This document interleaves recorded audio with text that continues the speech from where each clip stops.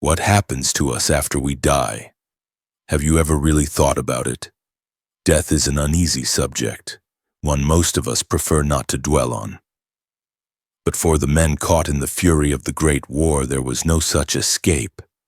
Death surrounded them daily, indiscriminate and relentless, sweeping across the trenches without mercy. Yet among that constant horror came strange, unexplainable stories. Accounts of soldiers who either met their end in ways that defied logic or narrowly avoided it through what could only be described as the supernatural. Were these moments the result of exhaustion and delusion? Or did something beyond human understanding truly reach across the veil to intervene? You'll have to decide for yourself. Do you believe in ghosts, angels, demons? These are questions worth holding close as we listen to the men who claimed they saw death coming long before it arrived. The fog that stretches before you offers a choice: to step through it or to turn away. Beyond that haze lie stories that blur the boundary between fact and myth, between reason and faith, a realm where truth and superstition collide. What you choose to believe is yours alone, as we enter what those men once called the fog of war. For most people, death is something distant, something they encounter only at a funeral or beside a hospital bed. But for the soldiers of the Great War, death was routine. It was underfoot, in the air, and woven into every breath they took. The earth itself was soaked with blood, the churned soil burying and unburying the fallen again and again. These men faced death face to face, surrounded by the vacant stares of their lifeless comrades. Yet the diaries they left behind suggest that death came to them not only in the physical sense, but also in the spiritual. There were times when something unseen intervened, pulling a man from danger, steering him away from certain doom. One such story comes from the memoirs of a Canadian soldier who survived the war. His account, later discovered by historian Tim Cook, remains one of the most vivid supernatural testimonies ever recorded among Great War archives. Cook called it one of the most haunting discoveries of his 20 years studying soldiers' diaries and letters from the front. Despite his exhaustion, sleep refused to come easily for Will Bird. By now, the Canadian was no stranger to war, yet rest was a luxury few soldiers could afford. Even when his body begged for sleep, the night offered no mercy. Stray shells, alarms, or the snoring of a comrade could snap him awake in an instant. Then there were the rats, bold and tireless, gnawing at food and fingers alike, their squeaks filling the darkness. But finally, after endless nights, his heavy eyelids began to give in. His mind started to drift, his thoughts dissolving into the void, until a sound stopped him cold. Footsteps, slow, deliberate, heavy with mud. Someone was approaching his cot. His pulse quickened. Whoever it was, their boots squelched closer through the damp earth. The sound grew louder, wet, heavy boots slapping against the mud floor of the dugout. Will Bird's irritation flared as the intruder approached. The man's steps stopped right beside his cot. Assuming it was a soldier coming to wake him for duty, Will braced himself for a rough shake or a shouted order. But as he opened his eyes, he froze. Standing over him was not a comrade from his unit, but his brother, Steve, smiling faintly, looking down at him with calm amusement. The sight chilled Will to his core, for Steve had been killed in action more than 2 years before. Yet here he was, alive, visible, and unmistakably real. Will's breath caught. "No."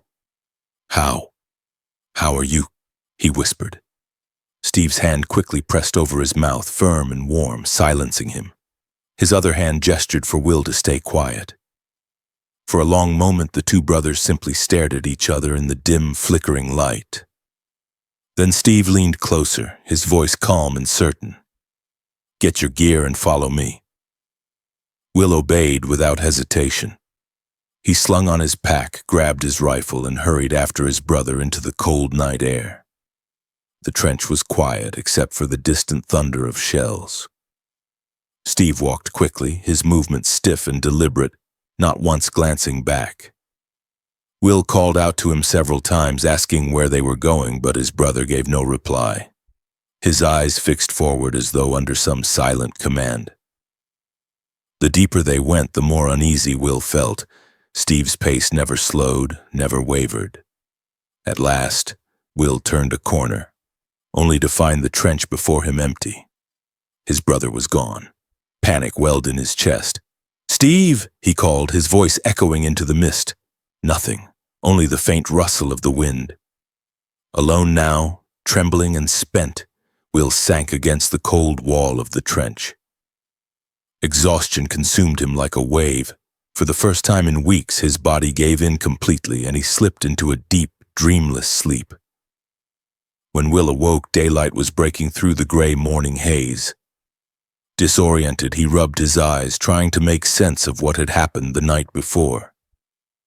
The memory of his brother's face, his touch, his voice, lingered vividly in his mind. He could still feel the weight of Steve's hand against his mouth, the warmth of it, too real to have been a dream. "What the hell?" he muttered under his breath, shaking his head. Had it all been some kind of hallucination brought on by fatigue and fear? Perhaps he'd simply imagined it, but as he gathered his gear and began making his way back through the winding trench toward his dugout, a creeping sense of dread began to settle in. Something felt wrong, eerily wrong. The closer he got, the stronger the pit in his stomach grew. Then he saw it. The place where his dugout had once been was now a gaping wound in the earth. The shelter, his comrades, everything had been obliterated. Timber, mud, and twisted remains were scattered across the crater. There were no survivors. Will stood frozen, his breath caught in his throat as he took in the devastation. That was where he had been sleeping only hours earlier, until Steve appeared. "Get your gear and follow me." The words echoed in his mind. Someone or something had saved his life that night. Whether it was the spirit of his brother or some divine hand guiding him away from certain death, Will would never know. But he would never forget it. The image of his brother's face, softly illuminated by the glow of the lantern, would stay with him for the rest of his life. Many years later, in his 1968 memoir titled "Ghosts Have Warm Hands," Will Bird would recount that night with the same haunting clarity, an event that defied every explanation yet refused to fade with time. As incredible as Will's experience sounds, his wasn't the only story of its kind. In fact, such spectral encounters were surprisingly common. Dozens of letters, diaries, and official reports from soldiers across the front tell of seeing fallen comrades or family members, apparitions that appeared in moments of mortal danger. For many, these encounters brought comfort, reassurance, or one final farewell from a friend lost to the war. For others, they felt like guardian angels, souls watching over their brothers still trapped in the fight. In the bleak hopelessness of the trenches, faith in an unseen world gave these men something to hold on to, a fragile light amid unending darkness. But not all ghostly visitations carried messages of protection or peace. Some, it seemed, were far more ominous. Among the soldiers of the Great War, superstition ran deep. These men, most of them farmhands, factory workers, and laborers, were raised on stories of omens, curses, and guardian spirits. They were practical men, but they believed deep down that fate could speak, and when it did, you listened. Many carried lucky charms, a coin, a scrap of cloth, a photograph, or a cross tucked inside a pocket. These small tokens gave them courage to climb over the top into gunfire. Losing one before a battle was seen as an ill omen, almost a death sentence. Yet beyond simple superstition, there were darker tales of soldiers who seemed to sense their own deaths before they came. Letters and diaries from the front are filled with stories of men suddenly falling silent, withdrawing from conversation, overcome with an unshakable dread they couldn't explain. For days they would move like shadows, lost in their thoughts, as though already preparing for what they knew was coming. And more often than not, that feeling proved tragically right. One of the most chilling accounts came from the first Australian tunneling company. These engineers carried out some of the war's most nightmarish work, digging beneath enemy lines, planting explosives under trenches, and detonating entire sections of earth from below. It was claustrophobic, dangerous, and brutally exhausting. The men worked in darkness, knowing that one wrong move could mean being buried alive or blown apart. Corporal Albert Davey was one of those men, an experienced soldier, calm, disciplined, and highly respected by his comrades. By the fall of 1918, the war was nearing its end, and rumors of peace were spreading. The Allies had broken through the German lines, and for the first time in years there was talk of going home. The mood among the troops was almost hopeful. Yet in those final weeks, Davy grew quiet and withdrawn, his once steady confidence replaced by an unspoken heaviness. When his friends asked what was wrong, he couldn't explain it, only that he felt certain his time was nearly up. His commanding officer, Captain Oliver Holmes Woodward, would later record what happened next. The night before a major offensive, Davy approached his captain and asked that his personal belongings be sent to his wife if anything happened to him. Captain Woodward tried to reassure him, dismissing it as nerves. "We all stand that chance," he told him. "You've got to keep your head." But Davy shook his head. "Nothing you say will change it," he replied quietly. "I know I'll be killed. Please, just make sure my wife gets my things." Reluctantly, the captain agreed. The next morning, before dawn, as the men waited for the signal to advance, an enemy shell landed near their position. Corporal Albert Davey was killed instantly. His commanding officer later wrote that Davey had always been calm under pressure, never prone to panic or fear. Whatever made him so certain of his fate wasn't terror. It was conviction, an unshakable knowing. More than a century has passed since the guns of the Great War fell silent. Yet the legends and ghost stories born in those trenches continue to echo through time. They live on in letters, memoirs, and whispered recollections from men who swore they had seen the impossible. When those same soldiers were later interviewed in old age, long after the smoke had cleared and the noise of battle had faded, they never once denied what they'd witnessed. They didn't soften their stories or laugh them off as tricks of the mind.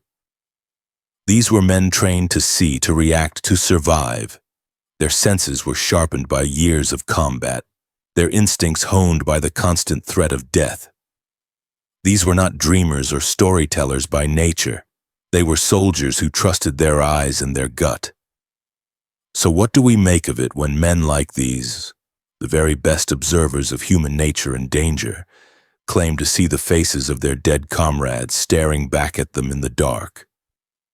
How do we explain the visions that foretold their own demise with eerie accuracy? Maybe it was faith, maybe madness. Or maybe, for just a moment, the line between this world and the next was thinner than anyone cared to believe. That generation is gone now. Their voices are quiet, their testimonies all that remain. What's left are their accounts, haunting fragments of a world where death was both constant and alive, where the supernatural and the real shared the same mud, the same fear, and the same blood-soaked ground.